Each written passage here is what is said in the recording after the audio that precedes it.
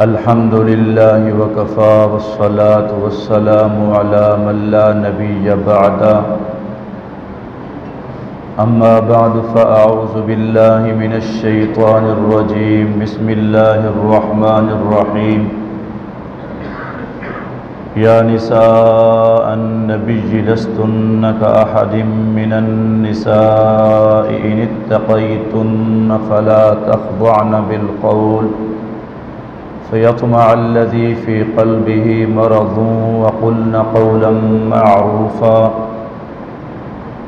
وعن عائشة رضي الله تعالى عنها قالت قال رسول الله صلى الله عليه وسلم هذا جبريل يقرئك السلام قالت وعليه السلام ورحمة الله قالت وهو يرى ما لا أرى أو كما قال صدق الله وصدق رسوله النبي الكريم ونحن على ذلك لمن الشاهدين والشاكرين والحمد لله رب العالمين۔ انتہائی لائق ست تعظیم و تکریم قابل قدر حاضرین،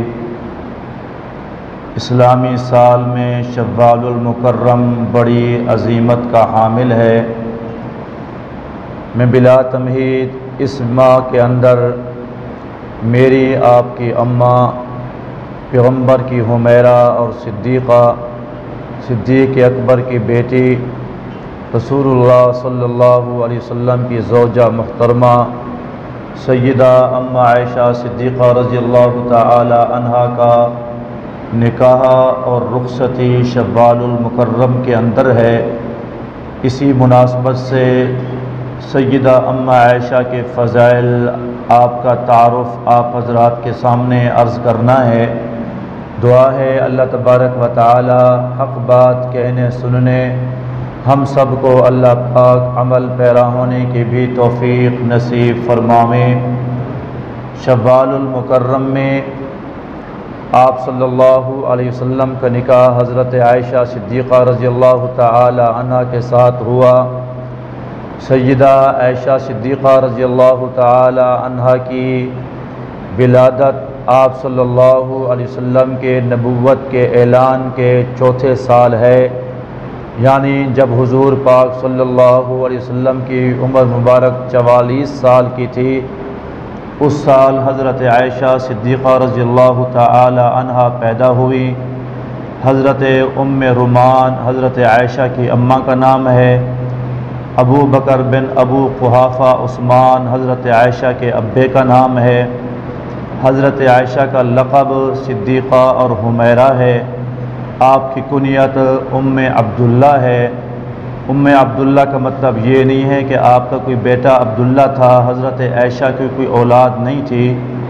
آپ کی بہن حضرت اسما کا بیٹا تھا عبداللہ۔ کنیت کا ہونا ایک اعزاز ہوتا تھا، عزت ہوتی تھی۔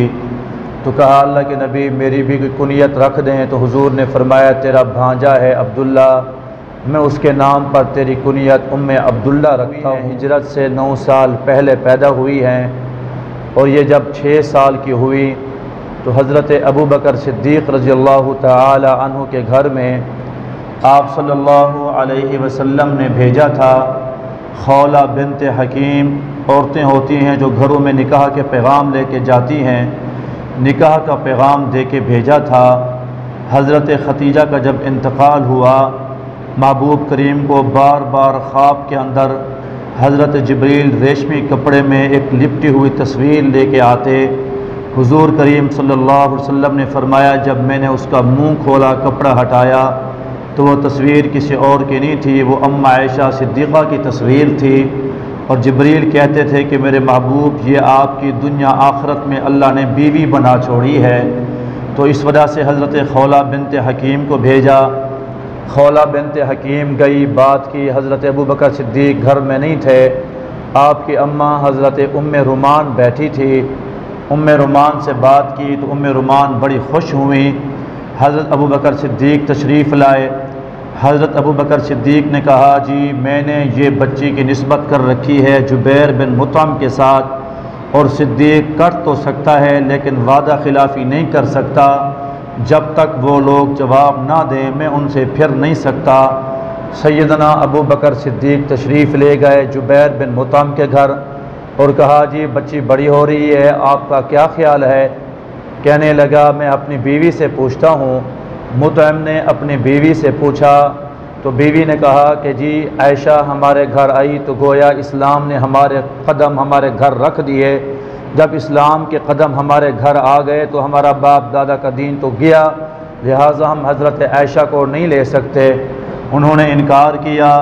پھر صدیق اکبر نے آ کر کہا کہ خولا بات تو آپ کی ٹھیک ہے، لیکن میری بیٹی تو پاک پیغمبر کے بھائی کی بیٹی ہے، میں اور حضور بچپن سے آپس میں بھائی ہیں، لوگ ہمیں بھائی کہہ کے پکارتے ہیں، بھائی کی بیٹی سے تو نکاح نہیں ہو سکتا ہے۔ عرب کے زمانے کے اندر، زمانہ جاہلیت کے اندر جس طرح سگے بھائی کی بیٹی سے نکاح نہیں کر سکتا، وہ اس کا بھائی چچا بنتا ہے، ایسے اگر کسی نے اپنے دوست کو بھائی کہہ دیا تو اس بھائی کو بھی لوگ سگے بھائی کی طرح سمجھتے تھے، اس کی بیٹی سے بھی نکاح ہرگز نہیں کر سکتے تھے۔ صدیق اکبر نے یہ بات کی، بات کر کے پیغمبر کے پاس بھیجا۔ اللہ کے نبی نے فرمایا ہوا اخی فی الاسلام، وہ میرے اسلامی بھائی ضرور ہیں، وابنتہ تحل لی، اس کی جو بچی ہے وہ میرے لیے حلال ہے، اس کی بیٹی سے میرا نکاح ہو سکتا ہے، اسلامی بھائی ہے، سگا بھائی نہیں۔ سب سے پہلا مسئلہ اللہ نے حل کرنا تھا تاکہ دنیا کو پتہ چلے سگا بھائی بھائی ہوتا ہے، منہ بولا بھائی بھائی نہیں ہوا کرتا، اس کی بیٹی سے نکاح ہو سکتا ہے، اس کو وراثت کے اندر شریک نہیں کر سکتے جیسے بھائی کو شریک کرتے ہیں۔ پہلا مسئلہ ہمیں اماں عائشہ کے نکاح سے سمجھ میں آیا کہ منہ بولا بھائی سگے بھائی کی طرح نہیں، اس کی بیٹی سے نکاح ہو سکتا ہے، اسلامی بھائی ہوں تو بھی نکاح ہو سکتا ہے۔ سیدنا ابو بکر صدیق نے خوشی کا اظہار فرمایا۔ اللہ تعالیٰ نے عجیب انتخاب فرمایا، مکے میں حضور کے لیے انتخاب کیا سیدہ خدیجہ کا، کیونکہ مکہ میں قربانیوں کا دور تھا، قربانیوں کے لیے ضروری تھا کہ ایک عورت عمر رسیدہ ہوتی، جو تجربہ کار ہوتی، پیغمبر کو تسلیاں دیتی، پیغمبر کے ساتھ کندھے سے کندھا ملاتی، شانے سے شانہ ملاتی، اور پیغمبر کے اوپر ایسی مالدار عورت جو مال قربان کرتی، جان قربان کرتی، اور اس نے ایسی محنت ان تھک کی کہ جبریل کو کہنا پڑا میٹھے مدنی خدیجہ آ رہی ہے، آپ اس کو رب کے بھی سلام دیں اور مجھ جبریل کے بھی سلام دیں۔ مدینہ منورہ میں حضور کے لیے ایسی اوصاف والی عورت کی ضرورت تھی جو آ کر پیغمبر کا علم سنبھال سکتی، کیونکہ جتنا یہ روزے کے احکام ہیں، زکوٰۃ کے احکام ہیں، حج کے احکام ہیں، جہاد کے احکام ہیں، یہ سارے کے سارے احکام مدینہ منورہ کے اندر نازل ہوئے ہیں۔ ایسی خاتون کی ضرورت تھی جو عمر رسیدہ نہ ہو، جو سب سے زیادہ ذہین ہو، سب سے زیادہ فہیم ہو، سمجھدار ہو، تدبر تفکر رکھنے والی ہو، جو پیغمبر کا علم سنبھال سکے۔ یہی وجہ ہے امام زہری کہا کرتے تھے ایک طرف ساری امت کا علم رکھو، ساری امہات المؤمنین کا علم ایک پلڑے میں رکھو، اماں عائشہ صدیقہ کا علم ایک پلڑے کے اندر رکھو، میری اماں عائشہ صدیقہ کا علم ساری امت کے علم سے بڑھ جائے گا۔ 6 سال کی عمر تھی جب حضرت عائشہ کا نکاح ہوا، خطبہ پڑھایا سیدنا ابو بکر صدیق نے، اور حق مہر طے ہوا 500 درہم، نکاح ہوا لیکن رخصتی نہیں ہوئی۔ 6 سال کی عمر ہے، مہینہ شوال المکرم کا ہے، اللہ رمضان بھی برکت والا مہینہ تھا، پیغمبر کے نکاح کے لیے تو رمضان کا انتخاب کرتا، ذوالقعدہ بھی برکت والا مہینہ تھا تو اس کے لیے ذوالقعدہ کا انتخاب کرتا، ذوالحجہ بھی حج کا مہینہ تھا، نکاح کے لیے حج کا مہینہ ہی انتخاب کیا جاتا، شوال میں ہی کیوں؟ اللہ کے ہر کام کے اندر حکمت ہوتی ہے۔ شوال المکرم میں نکاح اس وجہ سے ہوا کہ عرب کے اندر ایک بہت بڑی بیماری آئی تھی طاعون کی، جس کے اندر ہزاروں نہیں لاکھوں لوگ لقمہ اجل بن گئے، خاندان کے خاندان اجڑ گئے، بستیاں ویران پڑ گئی، گھر ویران پڑ گئے، اور اس طاعون کی بیماری کے اندر بے شمار لوگوں کی موت واقع ہوئی۔ لوگوں نے کہا اس شوال کے اندر تو جی اتنا بندے مرے ہیں، لہذا شوال کے اندر تو نحوست ہے، یہ نحوست والا مہینہ، بھاری مہینہ، اس مہینے کے اندر خوشی کا کام نہیں کرنا، کاروبار کے افتتاح نہیں کرنا، اس میں سفر کے ابتدا نہیں کرنی، اس کے اندر نکاح نہیں کرنا، عقیقہ نہیں کرنا، خوشی کا کام کوئی نہیں کرنا۔ کیوں جی؟ بچے مر گئے تھے۔ اللہ تعالیٰ نے عقیدہ مضبوط کرنے کی خاطر کہا میٹھے مدنی آپ اپنی بیوی سیدہ عائشہ سے نکاح کریں، میں رب چاہتا ہوں شوال کا مہینہ ہو، آپ رخصتی کریں، میں رب چاہتا ہوں کہ شوال کا مہینہ ہو، تاکہ پتہ چلے کسی دن کے اندر نحوست نہیں ہوتی، کسی مہینے کے اندر نحوست نہیں ہوتی، کسی گھڑی کے اندر نحوست نہیں ہوتی، کسی بندے کے اندر نحوست نہیں ہوتی، کسی سواری کے اندر نحوست نہیں ہوتی۔ بس جی پتہ نہیں کون متھے لگے، صبح صبح اٹھاؤں ایسا منہ کچھ بندے سے ملا ہوں نحوست والا کہ آج یہ نقصان ہو گیا، آج ایکسیڈنٹ ہو گیا، کاروبار میں نقصان ہو گیا۔ صاف ظاہر ہے بندہ اٹھتا ہے تو بیوی پر نگاہ جاتی ہے، بچوں پر نگاہ جاتی ہے، ماں باپ پر نگاہ جاتی ہے۔ اللہ کے نبی تو فرمائے ماں باپ کو دیکھو تو حج عمرے کا ثواب۔ تو عقیدہ بنائے کہ ماں باپ پر نکاح گئی، نحوست آ گئی، ایکسیڈنٹ ہو گیا، تیرے ماں باپ کے چہرے میں نحوست نہیں، تیرے بیوی کے چہرے میں نحوست نہیں، تیری اولاد کے اندر نحوست نہیں، تیرے شوال کے اندر نحوست نہیں، تیرے محرم کے اندر نحوست نہیں، تیرے سفر کے اندر نحوست نہیں، عصر کے بعد جھاڑو دینے میں نحوست نہیں، تیرے گھر کے اندر الو بیٹھ جائے تو نحوست نہیں۔ نحوست تیرے اعمال کے ساتھ تعلق رکھتی ہے۔ بندہ کہتا ہے جی میں آیا فلانے کے متھے لگا تو نقصان ہو گیا، تو نے نماز پڑھی؟ نہ جی میں نے نماز نہیں پڑھی، خود نماز نہیں پڑھی، خود روزہ نہیں رکھا، خود عمل کیا نہیں کوئی نیک، دوسروں پر الزام دیتا ہے جی فلانی نحوست فلانی نحوست۔ او بھائیو، کسی مہینے کے اندر نحوست نہیں ہوتی ہے، کسی سواری کے اندر نحوست نہیں ہوتی ہے، کسی دن کے اندر سال کے اندر نحوست نہیں ہوتی ہے۔ یہ شریعت نے ہمیں قانون بتلایا۔ سیدہ کائنات کے نکاح میں جو دوسرا مسئلہ سمجھ میں آیا وہ یہ سمجھ میں آیا کہ شوال میں نکاح کرنا باعث برکت نبی کی سنت ہے، محرم کے اندر نکاح کرنا باعث برکت نبی کی سنت ہے۔ میں آپ عقیدہ تو رکھتے ہیں کہ نکاح کرنا جائز ہے، لیکن 9-10 کو آج تک نکاح کسی نے پڑھایا نہیں۔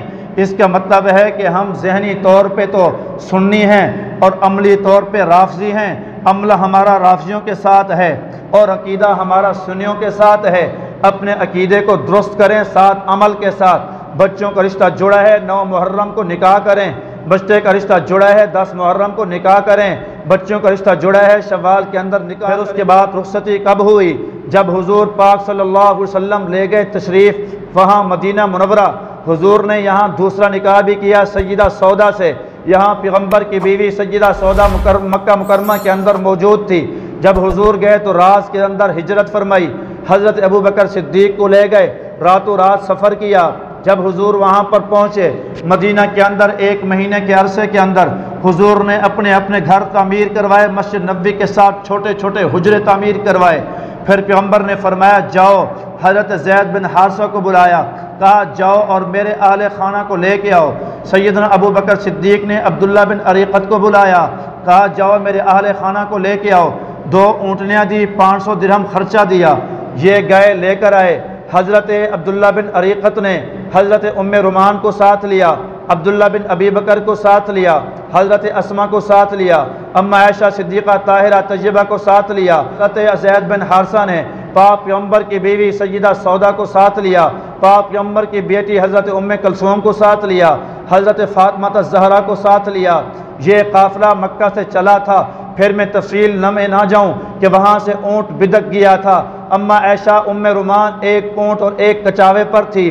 اونٹ جو بدکا جو قافلے سے نکھڑ گیا، دور دراز کے علاقوں میں چلا گیا، سفر نظر نہ آئے، راستے نظر نہ آئے، سفر کے اندر تھی۔ حضرت ام رومان پریشان ہو گئی، کہا ہائے میری بیٹی، پھر کہا ہے میری دلہن۔ پتہ تھا کہ اما عائشہ کی نسبت پاک پیغمبر سے ہے، یہ نسبت کوئی چھوٹی موٹی نسبت نہیں تھی۔ اللہ نسبتوں کی بڑی قدر کیا کرتا ہے۔ یہ جو آج کا بے حیا انسان ہے جس کو نسبت کی قدر نہیں، اپنی ماں کی قدر نہیں، اللہ نے کو قدر تھی۔ جب کہا میری دلہن، ام رومان کہا کرتی تھی، اچانک غیب سے آواز آئی، ام رومان اس کی مہار چھوڑ دے، تو پریشان نہ ہو۔ اونٹنی کی مہار کہا میں نے چھوڑ دی۔ اونٹنی اپنے آپ جناب ٹھہر گئی۔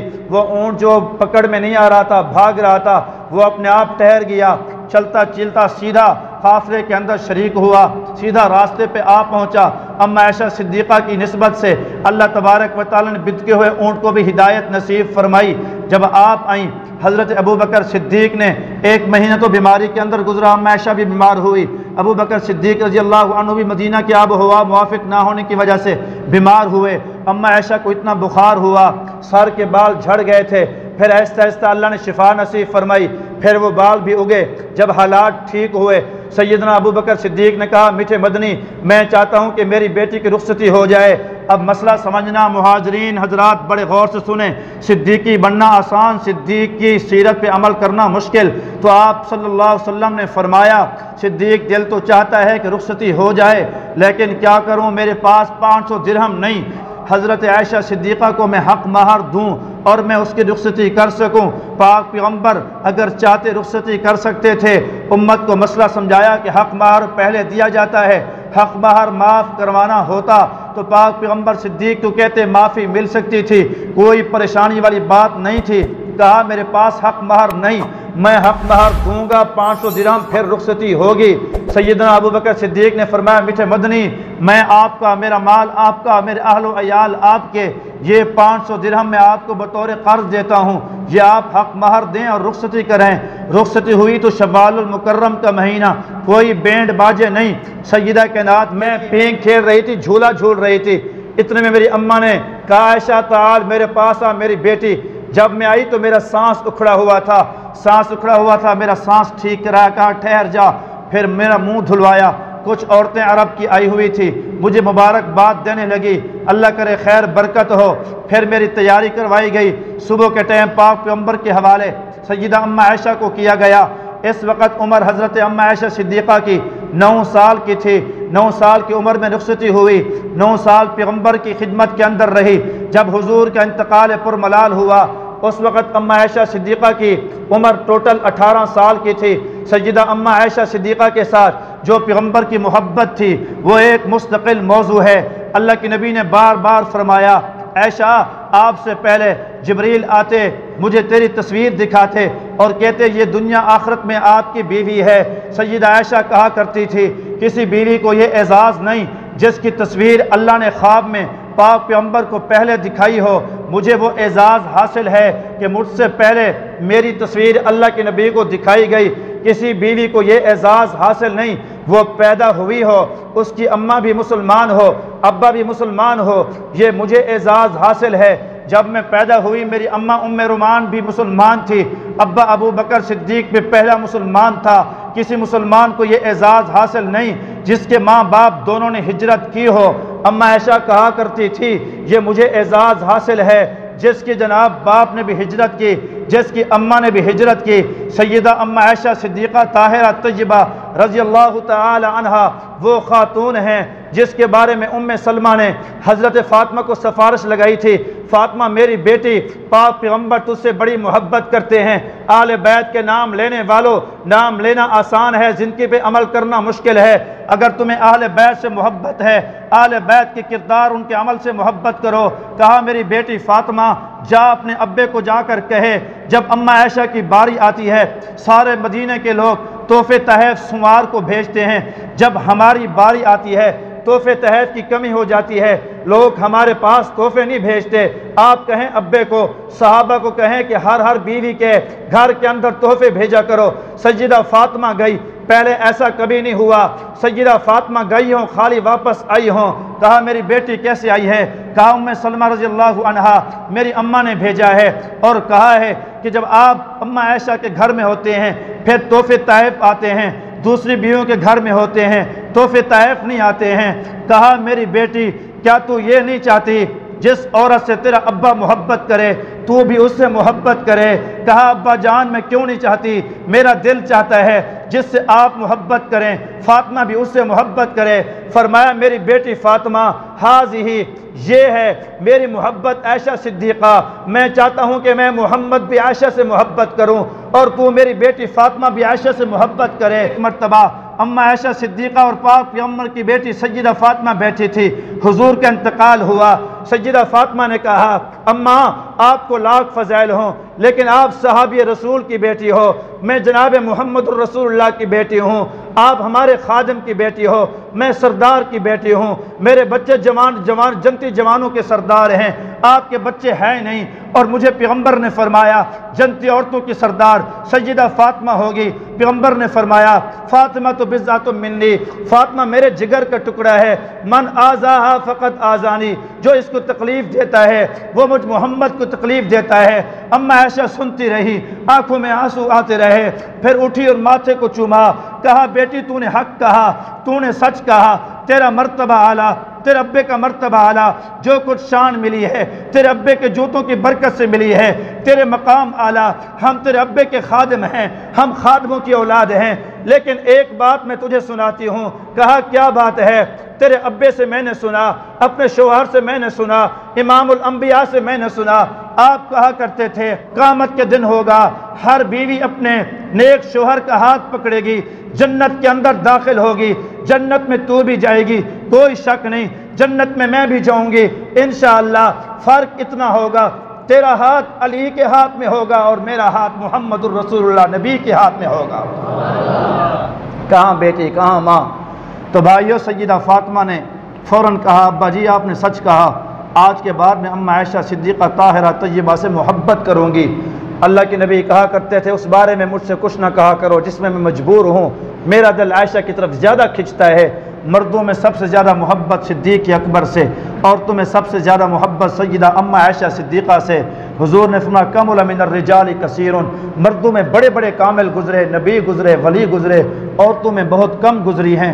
ایک کا حضور نے ذکر فرمایا مریم بنت عمران ہے جس کا ذکر قرآن میں ہے کہ وہ مریم ابنت عمران التی، دوسرا حضور نے فرمایا آسیہ امرأ فرعون، ان دونوں کا ذکر فرمایا یہ کامل گزری ہیں۔ پھر فرمایا کہ میری عائشہ کی فضیلت باقی عورتوں پر ایسے ہے جیسے تمام کھانوں پر علی سائر الطعام، سارے کھانوں پر سرید کی فضیلت ہے، میری عائشہ کی فضیلت بھی اسی طرح ہے۔ سیدہ اما عائشہ کے بارے میں ابو موسیٰ اشعری کہا کرتے تھے او لوگو جب بھی مجھے مشکل پیش آتی تھی میں سیدہ اما عائشہ سے مسئلہ حل کراتا، آپ مسئلے کا حل نکال دیا کرتی تھی، اور آپ پڑھے حیران ہوں گے اما عائشہ کے شاگردوں کی کبھی لسٹ اٹھانا، ابو ہریرہ کو پڑھنا، اما عائشہ کے شاگرد نظر آتا ہے، ابو موسیٰ اشعری اما عائشہ کے شاگرد نظر آتا ہے، عبداللہ بن عباس رضی اللہ عنہما اما عائشہ صدیقہ کا شاگرد نظر آتا ہے، سیدنا عبداللہ بن مسعود اما عائشہ کا شاگرد ہے، سیدنا عبداللہ بن عمر سیدہ اما عائشہ صدیقہ کا شاگرد نظر آتا ہے، 20 آپ کے شاگرد ہیں، 40 سال سے زیادہ پیغمبر کا مدرسہ آپ نے سنبھالا ہے۔